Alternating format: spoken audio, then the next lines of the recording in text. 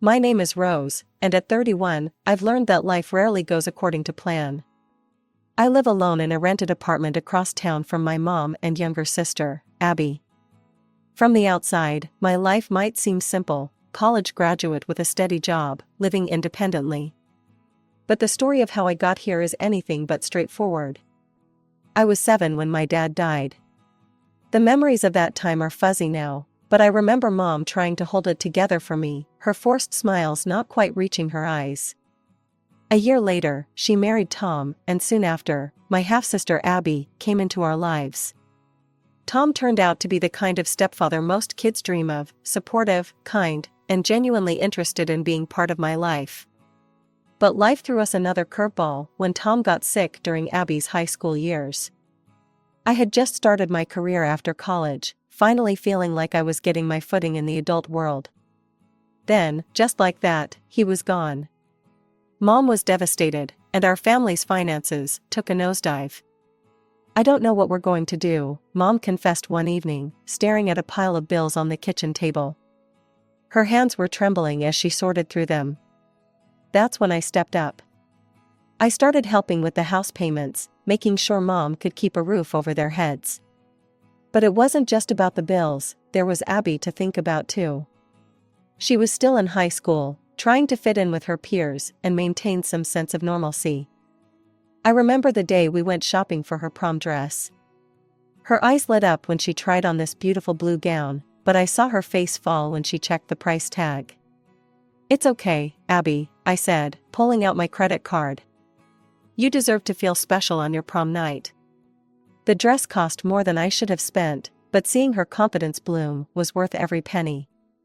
I kept buying her clothes, making sure she never felt out of place among her friends. When college acceptance letters started arriving, I made another big decision. I'd been saving up for a new car, my dream car, actually. But watching Abby's excitement as she opened her acceptance letter to State University, I knew what I had to do. "I'll help you with tuition," I told her over dinner that night. "You focus on studying." It wasn't an expensive school by private college standards, but it still meant putting my own dreams on hold. Every semester, I wrote checks for her tuition, watching my car fund dwindle until it was gone. But seeing her walk across that stage at graduation made it all worthwhile. With all my money going to Abby's college tuition, I had to make some compromises. The biggest one sat in the office parking lot, a 1998 Honda Civic that looked like it had survived several apocalypses. The paint was peeling off in patches, revealing different shades of rust underneath. The passenger door had a dent the size of a basketball, and the hood had more scratches than a cat lady's furniture. Every morning, Jerry, our building's janitor, would be sweeping the entrance when I pulled up.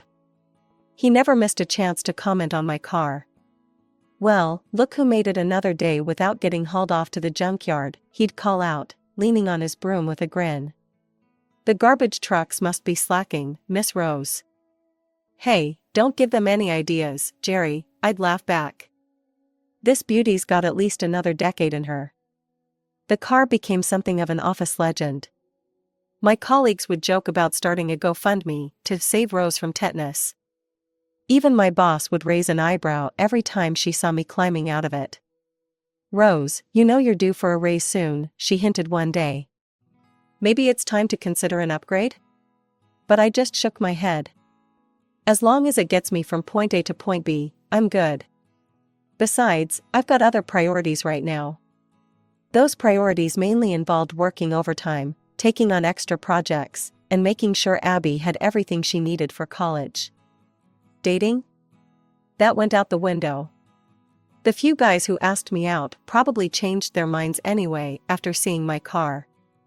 For years flew by in a blur of presentations, client meetings, and late nights at the office.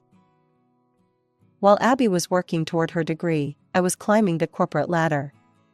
All those extra hours and additional responsibilities finally paid off when I got promoted to head of department. The day after the promotion, I walked into the dealership and bought myself a brand new Nissan. Nothing too flashy, but definitely a far cry from my rust bucket. The look on Jerry's face when I pulled up in it the next morning was priceless. He straightened up like a soldier, gave me an exaggerated salute, and opened the building's front door with a flourish. "Your limousine awaits, boss lady," he announced loudly enough for everyone in the lobby to hear. I couldn't help but laugh. At ease, Jerry. Though I have to admit, it's nice not having to worry about tetanus anymore. "And I'll miss our morning routine," he said with a mock sigh. Who am I going to tease now? Everyone else's cars are so normal. The Nissan wasn't just a car, it was a symbol of how far I'd come. Abby had just graduated college, my career was taking off, and for the first time in years, I felt like I could breathe a little easier. Just when I thought life was settling into a comfortable routine, Abby dropped by my apartment unannounced one Saturday morning. She was practically bouncing off the walls with excitement. "I'm getting married," she squealed, flashing an engagement ring. "John proposed last night." I knew they'd been living together since her graduation, but marriage? That was unexpected. Even more unexpected was what came next. "The wedding's in 6 months," she announced, pulling out her phone to show me Pinterest boards full of elaborate wedding ideas. "And I really need your help with organizing everything." I took a deep breath. "Of course I'll help, Abby. But let's be realistic about this. We should plan something nice but modest." She nodded eagerly. "Oh, absolutely. Nothing too extravagant. Just a small, intimate celebration." "Good," I said, relieved. "Why don't you put together a budget estimate? We can go through it together and figure out what makes sense." Mom was thrilled when she heard about our conversation. "It's wonderful to see you two working together like this," she said during our weekly dinner. "Rose, you've always been such a good sister to Abby." But life had other plans. The call came on a Tuesday morning. Grandma Helen, my father's mother, had passed away in her sleep. The news hit me like a punch to the gut. She'd come to my college graduation, sent birthday cards every year, and always made time for our Sunday phone calls. The funeral was small but beautiful. As I stood there listening to the minister, memories flooded back: Christmas cookies in her kitchen, story time in her garden, the way she'd slip me candy during church services when Mom wasn't looking. I hadn't realized how much I'd missed those weekly calls until they were gone forever. After the service, the lawyer called me to his office. I wasn't expecting much, maybe some family photos or Dad's old records that Grandma had kept. Instead, he slid 2 documents across his desk: the deed to Grandma's house and a bank statement showing a transfer of $300,000 to my account. I spent the next few weeks packing up my apartment and moving into Grandma's house. It felt strange at first, sleeping in the guest room I'd used during childhood visits. The house was filled with memories, some happy, some bittersweet. I couldn't bring myself to change anything yet, not even the flowered wallpaper in the kitchen that I'd always thought was a bit much. Abby showed up unannounced again, this time just as I was unpacking boxes in the living room. "Oh my God, Rose, you're so lucky," she exclaimed, running her hand along the mahogany banister. "This house is gorgeous, and all that money too. Talk about falling into something good." I set down the box I was holding and turned to face her. "Lucky? Abby, my grandmother just died." "Well, yeah, but," she started, then trailed off at my expression. The room fell silent except for the ticking of Grandma's old wall clock. A few days after moving into Grandma's house, I stopped by Mom's place for our usual Sunday dinner. The moment I walked in, I could feel something was off. Abby was sitting at the kitchen table, practically vibrating with barely contained energy. "Rose," she exclaimed before I could even take off my coat. "I've been thinking about the wedding. Now that you've got all that money from your grandmother, we can finally make it really special." I hung my coat up slowly, trying to process what she was saying. "What do you mean?" "Well, you know," she continued, pulling out a new, much more elaborate wedding plan on her iPad. "Instead of the small venue we looked at, we could book the Grand Plaza Hotel.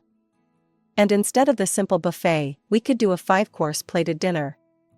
Oh, and I found this amazing designer dress. Whoa, slow down, I interrupted, taking a seat at the table. The inheritance doesn't change anything about our previous agreement, Abby. Her face fell. But why not? You have all this money now.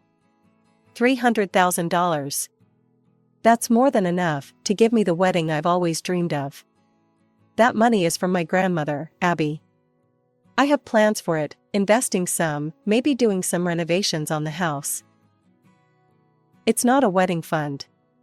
Why are you being so selfish? She snapped, her voice rising. You're my sister. It's your duty to help me. The word duty hit me like a slap in the face.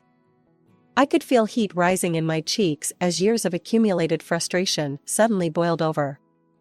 My duty, I said, fighting to keep my voice steady. Was it my duty to pay your entire college tuition? Was it my duty to buy you new clothes throughout high school so you wouldn't feel left out? Was it my duty to drive a car that looked like it belonged in a junkyard so you could have a normal college experience? That's different, she protested, but I wasn't finished. And what about everything I've already paid for this wedding? The deposit for the venue? The catering? The flowers and decorations? The wedding dress that cost more than my first month's rent? Mom stood in the corner, methodically stirring a pot of sauce that didn't need stirring.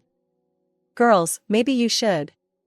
Abby pushed back her chair so hard it scraped against the floor. You know what? Keep your precious inheritance. I guess money really does show people's true colors. And yours is definitely showing, Rose. She stormed out, slamming the front door so hard the windows rattled. The sound of her car engine revving and tire squealing on pavement echoed through the suddenly silent house. Mom finally stopped stirring the sauce. She'll calm down, she said quietly, but she didn't sound convinced. I sat there, staring at the empty doorway where my sister had just stood, wondering how we'd gotten here. I'd spent years trying to give Abby everything she needed, everything I thought would make her happy.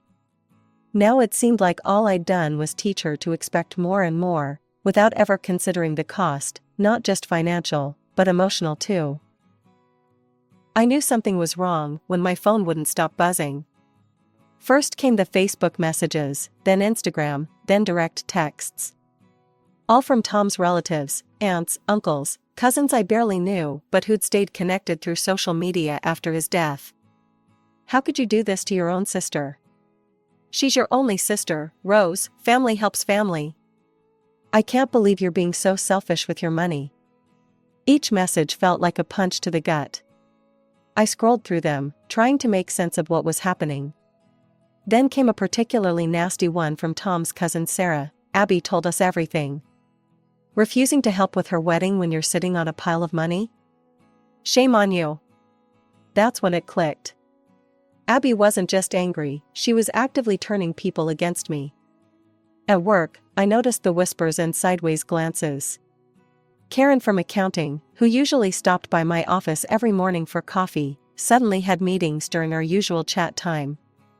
Then James from marketing cornered me in the break room. Hey, Rose, he said, awkwardly stirring his coffee. Everything okay at home? My wife follows Abby on Instagram. She's been posting some pretty emotional stuff about family betrayal. I was about to explain when my phone rang. The caller ID showed a number I didn't recognize. Hello? Is this Rose Mitchell? The voice was elderly but sharp, like a knife wrapped in velvet. Yes, who's? This is Margaret Henderson, Abby's grandmother. I've been hearing some disturbing things about you, young lady. My stomach dropped. I'd met Mrs. Henderson a few times at family gatherings. She was Tom's mother, always doting on Abby, but barely acknowledging my existence. Mrs. Henderson, I think there's been a misunderstanding. Don't interrupt me, she snapped. Abby told me everything. How you're hoarding your inheritance while she struggles to plan her wedding. Do you know how difficult this is for her? She's young, she has her whole life ahead of her, and you're trying to ruin what should be the happiest day of her life. That's not true at all, I protested. I've been helping Abby for years. I paid for her college, Don't lie to me, she cut in. Abby told me the real story. You got a windfall from your grandmother and now you're too selfish to share it with your sister. Well, let me tell you something, I'm going to make sure everyone knows exactly what kind of person you are. The line went dead before I could respond. I sat at my desk, staring at the phone, feeling like I'd been dropped into some bizarre alternate reality. The inheritance from Grandma Helen wasn't even a week old, and somehow it had turned my life upside down. I tried to call Abby, but she wasn't answering. After 3 days of ignored calls and unanswered messages, I'd had enough. I knew Abby would be at Mom's house for their weekly lunch, so I drove there, my hands gripping the steering wheel so tight my knuckles turned white. I found them in the kitchen. Mom was at the stove, and Abby was lounging at the table, scrolling through her phone like nothing was wrong. She barely glanced up when I walked in. "We need to talk," I said, my voice shaking with barely controlled anger. "What's this campaign of harassment you're running against me?" Abby set down her phone with exaggerated slowness. "Oh, you mean telling people the truth about how greedy you are?" "The truth?" I could feel my blood pressure rising. "You're spreading lies about me to everyone who'll listen. My coworkers are asking questions, Tom's relatives are sending me hate messages, and your grandmother. Well, maybe if you weren't being such a miser with your money, I wouldn't have to tell people anything," she cut in, examining her nails. "But here's the deal, you can make it all stop." "What are you talking about?" She straightened up, a calculating look in her eyes that I'd never seen before. "The 20,000 we agreed on? That's not going to cut it anymore. I need 100,000 for the wedding." I thought I'd misheard. $100,000? "That's right," she smiled, but it didn't reach her eyes. "You've got 300,000 just sitting there. What's 100 of that between sisters?" "You've lost your mind," I said, shaking my head in disbelief. "Not only am I not giving you that kind of money, but I'm canceling everything I've already paid for. The dress, the venue, all of it." Abby shot to her feet so fast her chair fell backward. "You wouldn't dare." "Girls, please," Mom interjected, wringing her hands with a dish towel. "Can't we discuss this calmly?" "There's nothing to discuss," I said, still holding my phone. "I've spent my entire adult life helping Abby. I paid for her college every single semester. I bought her clothes, her prom dress, everything she needed. And this is how she repays me? By trying to blackmail me?" "You're obligated to help me," Abby screamed, her face turning red. "You're my sister. And now you're rich, so you have to give me more." "I'm not obligated to do anything," I shot back. "And that inheritance? That came from my grandmother. Dad's mother, not yours." "That's not fair," Abby slammed her hand on the table. "Why should you get all that money just because she was your grandmother? We're sisters." "Half-sisters," I corrected, immediately regretting how harsh it sounded. "And yes, it's completely fair. Grandma Helen was my father's mother. She had every right to leave her money to whoever she wanted." Abby's eyes narrowed to slits. "Fine, have it your way. But if you don't give me that 100,000, I will make your life a living hell. I'll tell everyone what a horrible person you are. I'll post about it online. I'll make sure everyone knows how you abandoned your only sister when she needed you most." I spent the evening making calls to the wedding venue, the caterer, the florist, the dress shop. With each cancellation, I felt a mixture of relief and sadness. This wasn't how I'd imagined my sister's wedding would go. Mom called the next morning while I was getting ready for work. "Rose, you need to reconsider," she said, her voice tired. "Abby's been crying all night. Can't we go back to the original plan? The 20,000? I'll make sure she apologizes publicly for everything she said about you." I paused, considering. If she makes a public apology and takes back all the lies she spread, I might consider it. But I need to see the apology first. "I'll talk to her," Mom promised. "She'll do it, she has to." But Abby had other plans. The next day, while I was in a meeting at work, my phone started buzzing with alerts from my home security system.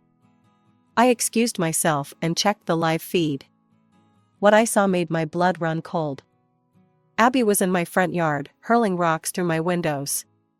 The sound of breaking glass echoed through my phone speakers. But she wasn't done. She moved to Grandma's beloved flower garden, the roses she'd tenderly cared for every spring, the lilies she'd divided and replanted each fall. Abby was ripping them out by the roots, throwing them across the lawn like they were weeds.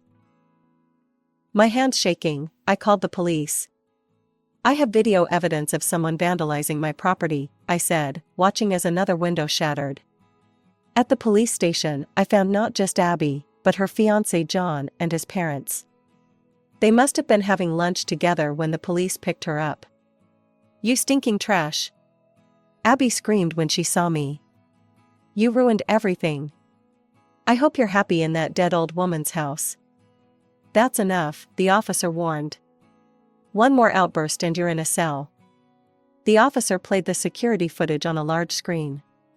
The video was crystal clear, Abby's face clearly visible as she systematically destroyed my property. John's mother gasped audibly. "John," his father said slowly, "is this really the kind of person you want to marry?" "Oh, shut up," Abby snapped at them. "You don't know anything about this. She deserved it. She's a selfish, greedy young lady," John's father cut in, "the only person showing greed and selfishness here is you." John hadn't said a word. He just stared at the video, then at Abby, like he was seeing her for the first time. "I want to press charges," I told the officer, ignoring Mom's frantic text messages begging me not to. As I filled out the paperwork, I could hear Abby in the background, now crying and begging John not to leave. But something had broken, not just my windows, but the illusion of who my sister really was. A week after the police station incident, I was at my desk reviewing quarterly reports when my phone buzzed. It was a Facebook notification, something I'd normally ignore during work hours, but this one caught my eye. Abby had posted an update. "Dear friends and family, due to circumstances beyond my control, the wedding has been postponed indefinitely. I ask for privacy during this difficult time. God bless." The comments section was already filling up with sympathetic messages from people who didn't know the whole story. I closed the app and went back to work, but my phone kept buzzing with messages from family members who had finally learned the truth. Sarah, Tom's cousin, was the first to call. The same Sarah who had sent me those angry messages just weeks before. "Rose, I owe you an apology," she said, her voice heavy with regret. "I just heard what really happened from John's mother. And, well, John took the ring back. Said he couldn't marry someone who would do something like that to their own sister. He kicked her out the same day. Said he didn't feel safe living with someone who could snap like that. She's back at your mom's now."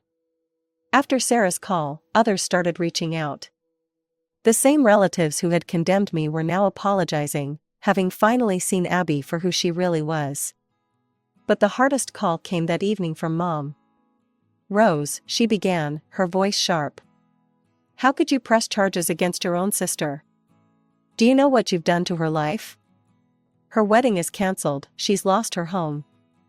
I let her continue for a few minutes, before quietly interrupting. "Mom, did Abby tell you what she said about Grandma Helen at the police station?" "What are you talking about?" I took a deep breath and repeated Abby's words verbatim, every cruel, hateful thing she'd shouted about my grandmother. About how she hoped I enjoyed living in a dead old woman's house. The line went so quiet I thought the call had dropped. "I didn't know," Mom finally said, her voice barely above a whisper. "Rose, I'm so sorry. I understand now why you did what you did. Your grandmother, she loved you both so much, even though Abby wasn't her blood. She never made that distinction." 2 months passed. Life settled into a new normal. I finished replanting Grandma's garden, choosing all her favorite varieties, the pink roses she'd babed through every winter, the purple irises she'd divided and shared with neighbors, the white lilies that had bloomed at her wedding. The new windows were better insulated than the old ones, and I'd added security lights around the property, just in case. Mom invited me over for coffee one Sunday afternoon. I asked Abby to move out, Mom said as she poured me a cup. She was becoming impossible to live with. Angry all the time, picking fights about everything. Blaming everyone else for her problems. She's renting a place with her friend from college now, working at some small marketing agency downtown. I'm not going to forgive her, Mom, I said quietly, stirring my coffee. Not this time. There are some lines you can't uncross. I know, she reached across the table and squeezed my hand. And that's okay. You've done more than enough for her already. More than most sisters would have done. Mom and I still have our weekly dinners. We share recipes and memories, and sometimes we look through old photo albums from when Dad was alive, when our family was smaller but somehow less complicated. We don't talk about Abby. Her name has become a silence between us, but not an uncomfortable one.